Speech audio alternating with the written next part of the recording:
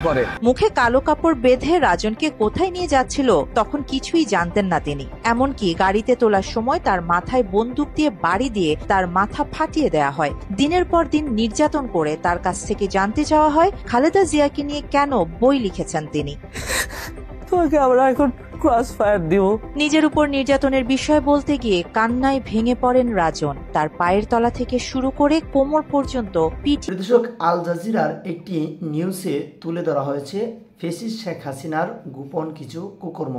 দর্শক, এটি কিন্তু বিশ্বের মধ্যে ইতিমধ্যে উন্মুক্ত হয়েছে। তো দর্শক, চলুন আমরা সেই নিউজটি শুনবো, তারপরে থাকছে বিস্তারিত আলোচনা। আমি কি করবো? পিটানো হয়, ভয়ভীতি প্রদর্শন করা হয়, মাথা ধরে কারেন্ট শব্দ হয়। আমাদের কাছে কি অন্যায় করতে বলেন? আমাদের বাচ্চাটা এইভাবে করলো। বাংলাদেশে শেখ হাসিনার দানবীয় শাসনামলে গুম, খুন ও বিচার বহির্ভূত হত্যাকাণ্ড এবং বাংলাদেশের ভবিষ্যৎ গণতন্ত্র নিয়ে ডকুমেন্টারি প্রকাশ করেছে আল জাজিরা, যেখানে নিরপরাধ ব্যক্তিদের হত্যা, ভিন্নমত দমনে আয়নাঘর তৈরি করা এবং হাসিনার রাজনৈতিক প্রতিহিংসার চিত্র তুলে ধরা হয়েছে। এছাড়া জুলাই আন্দোলনে সাধারণ মানুষকে গুলি করে হত্যার তথ্য প্রকাশ করেছে আল জাজিরা। পাশাপাশি হাসিনার শাসনামলে কিভাবে দেশের অর্থ বিদেশে পাচার হয়েছে সে বিষয়েও তথ্য প্রমাণ তুলে ধরেছে কাতার ভিত্তিক সংবাদ মাধ্যমটি। আল জাজিরা তুলে ধরে 2014 সালে নির্বাচনে জয়ের জন্য হাসিনা কিভাবে গুমের রাজনীতি শুরু করে। তৎকালীন সময় বিএনপি নেতা ও সমাজকর্মী সাজিদুল ইসলামকে তুলে নিয়ে গুম করে হাসিনা সরকার। এরপর আর সাজিদুলকে ফিরে পায়নি তার পরিবার। They were not criminals. They were activists, strong organizers for opposition party. Sanjida ইসলাম তুলি গুমের শিকার সাজিদুল ইসলামের বোন। নিজের ভাইকে না পেয়ে গুম হওয়া ব্যক্তির পরিবারের পাশে দাঁড়াতে মায়ের ডাক নামে একটি সংগঠন চালু করেন। শুরুতে 8টি পরিবার নিয়ে যাত্রা করলেও এই সংগঠনে এখন প্রায় 1000 গুমের শিকার পরিবার অন্তর্ভুক্ত হয়েছে। প্রিয়জনকে ফিরে পাওয়ার আশায় এখনো অপেক্ষায় থাকেন তারা। Every day, every night they pray for their son, for their husbands, for their fathers return. They want them alive back. তারা জীবিত আছেন কিনা মৃত তাও জানেন না স্বজনরা। ট্রেন লাইনে ফেলে দেওয়া হয় জীবিত অথবা মৃত ব্যক্তিকে, কাউকে কাউকে ব্রিজের উপরে নিয়ে গুলি করে মারা হয়। হাসিনার এমন নৃশংসতা থেকে জীবিত ফিরে আসা আলোচিত দুইজন ব্যক্তি হলেন হুম্মাম কাদের এবং ব্রিগেডিয়ার জেনারেল আব্দুল্লাহিল আমান আজমি। 5 আগস্ট হাসিনা পালানোর পর তাদের ছেড়ে দেওয়া হয়। এই দুজনের সঙ্গেও কথা বলেছে আল জাজিরা। শুধু হুম্মাম কাদের ও আমান আজমি দুজনকে আটকে রাখা হয় আয়নাঘরে। ডিজিএফআই এর দ্বারা নিয়ন্ত্রিত নির্জন অন্ধকার রুমে বছরের পর বছর আটকে রাখা হয় তাদের। I never slept at night. I could never sleep at night. Every night, anxiety, worry. তারা আল জাজিরাকে জানিয়েছেন আয়নাঘরে যাদের রাখা হতো তাদের সব সময় হাত বেঁধে রাখা হতো, কারোর সাথে দেখা করতে ও কথা বলতে দেয়া হতো না। আল জাজিরাকে আব্দুল্লাহ আমান আজমি জানান অন্ধকার একটি সরু রুমে তাকে চোখ বেঁধে মুখোশ পরিয়ে রাখা হতো। আশপাশের কোনো শব্দ শুনতে পেতেন না তিনি। Every time just handcuffed, blindfolded, the mask on. The doors and windows are all closed. Fascist Hasina পালানোর পর একে একে সামনে আসতে থাকে আয়নাঘরের চিত্র।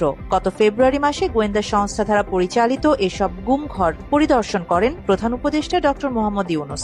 এ সময় যারা হাসিনার আমলে গুম হয়ে আয়নাঘরে ছিলেন তারা প্রধান উপদেষ্টাকে তাদের উপর নির্যাতন অত্যাচারের চিত্র তুলে ধরেন।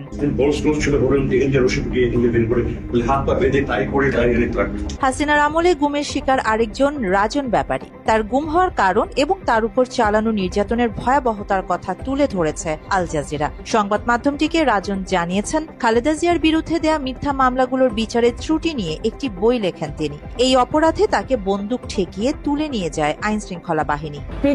পিক করে পিছন থেকে এসে এইভাবে ধরে কোমরে বেল্টে ধরে গান বের করে। মুখে কালো কাপড় বেঁধে রাজনকে কোথায় নিয়ে যাচ্ছিল তখন কিছুই জানতেন না তিনি। এমনকি গাড়িতে তোলার সময় তার মাথায় বন্দুক দিয়ে বাড়ি দিয়ে তার মাথা ফাটিয়ে দেয়া হয়। দিনের পর দিন নির্যাতন করে তার কাছ থেকে জানতে চাওয়া হয় খালেদা জিয়াকে নিয়ে কেন বই লিখেছেন তিনি।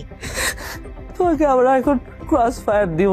নিজের উপর নির্যাতনের বিষয় বলতে গিয়ে কান্নায় ভেঙে পড়েন রাজন। তার পায়ের তলা থেকে শুরু করে কোমর পর্যন্ত পিটিয়ে জখম করে ফেলা হয়, 2 হাতের আঙুল ভেঙে ফেলা হয়, এমনকি পায়ের নিচে লোহার তারকাটা দিয়ে তার উপর দাঁড় করিয়ে রাখা হতো রাজনকে। এভাবে আমি কতক্ষণ দাঁড়িয়ে থাকতে পারবো?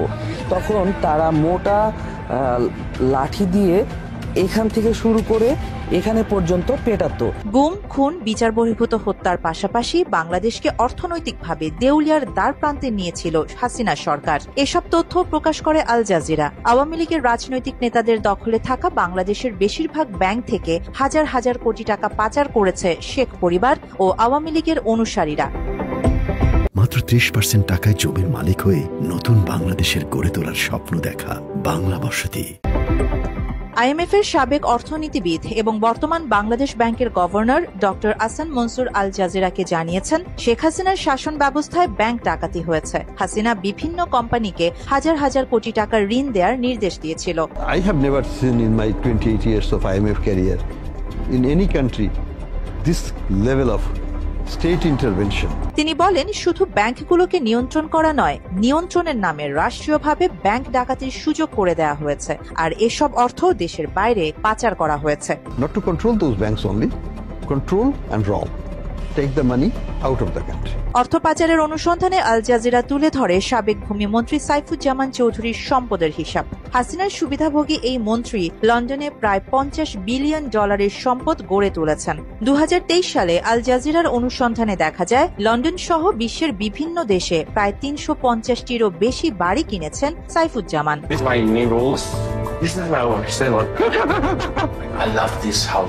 শুধু শেখ হাসিনার এমপি, মন্ত্রী ও আওয়ামী লীগের নেতাদের দুর্নীতি নয়, শেখ পরিবারের অর্থ লোপাটের চিত্র তুলে ধরেছে আল জাজিরা, যেখানে হাসিনার ছোট বোন শেখ রেহানার মেয়ে টিউলিপ সিদ্দিকের দুর্নীতি প্রকাশ করেছে সংবাদ মাধ্যমটি। তারা দাবি করেছে, আওয়ামী লীগের কারণেই লন্ডনের একাধিকবার নির্বাচিত হয়েছেন টিউলিপ সিদ্দিক।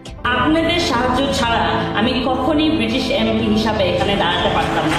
2015 সালে নির্বাচিত হয়ে টিউলিপ সিদ্দিক আওয়ামী লীগের নেতাকর্মীদের ধন্যবাদ জানান। নির্বাচিত হওয়ার আগে থেকেই আন্তর্জাতিক অঙ্গনে শেখ হাসিনার লবিস্ট হয়ে কাজ করেছেন টিউলিপ। রাশিয়ার সঙ্গে বাংলাদেশের পারমাণবিক চুক্তিতে বড় ভূমিকা ছিল টিউলিপের।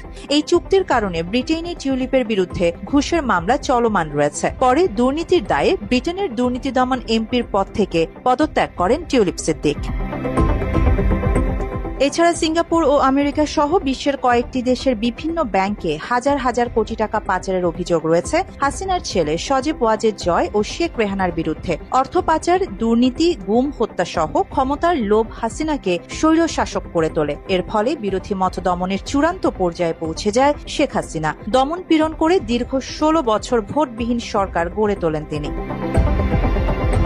তবে গত বছরের আগস্ট মাসে গণ অভ্যুত্থানের মুখে ক্ষমতা ছেড়ে দেশ থেকে পালিয়ে যান শেখ হাসিনা। দেশের চাকরি প্রত্যাশী শিক্ষার্থীদের কোটা বিরোধী আন্দোলন দমন করতে গিয়ে ক্ষমতাচ্যুত হয় আওয়ামী লীগ। জাতিসংঘের হিসেবে মাত্র 3 সপ্তাহের আন্দোলনে 1400 মানুষকে হত্যা করেছে হাসিনা, একটি গণতান্ত্রিক দেশে যা নজিরবিহীন ঘটনা। হাসিনা দেশ ছেড়ে পালানোর পর দেশে ফিরে অন্তর্বর্তীকালীন সরকারের প্রধান উপদেষ্টার দায়িত্ব নেন নোবেল বিজয়ী ডক্টর মোহাম্মদ ইউনূস। আল জাজিরার সঙ্গে একান্ত সাক্ষাৎকারে ডক্টর ইউনূস জানিয়েছেন, আন্দোলন চলাকালীন তিনি দেশে আসলে তাকে গ্রেপ্তার করার নির্দেশ দিয়েছিল হাসিনা। দেশ থেকে অনেকেই তাকে ফোন করে দেশে না আসার পরামর্শ দেন। Don't come back because things are getting very hot here. Don't come back because the moment you land, you'll end up in jail. Sheikh হাসিনার নির্যাতন থেকে বাঁচে যাননি প্রধান উপদেষ্টা ডক্টর মোহাম্মদ ইউনূসও।